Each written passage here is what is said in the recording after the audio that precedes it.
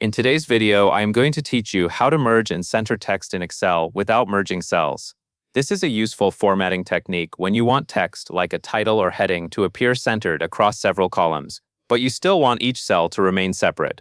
That matters because merged cells can make sorting, filtering, and copying data more difficult later on. Using center across selection gives you the same visual effect without causing those problems.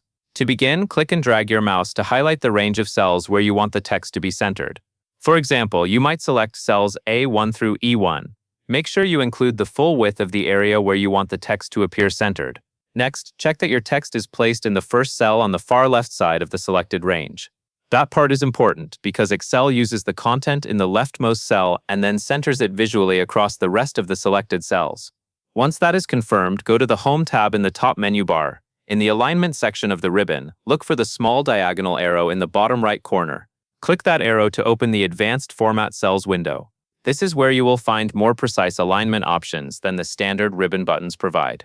In the Format Cells window, find the Text Alignment section. There, click the horizontal drop-down menu. A list of alignment options will appear. From that list, choose Center Across Selection.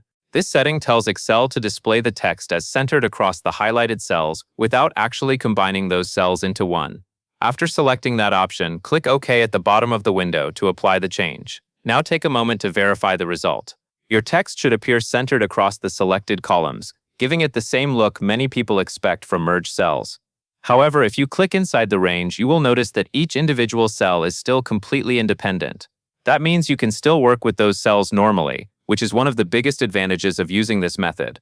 If the text does not look centered, double-check that the content is in the far left cell of the selected range and that you selected the correct cells before applying the setting. That covers everything you need to know.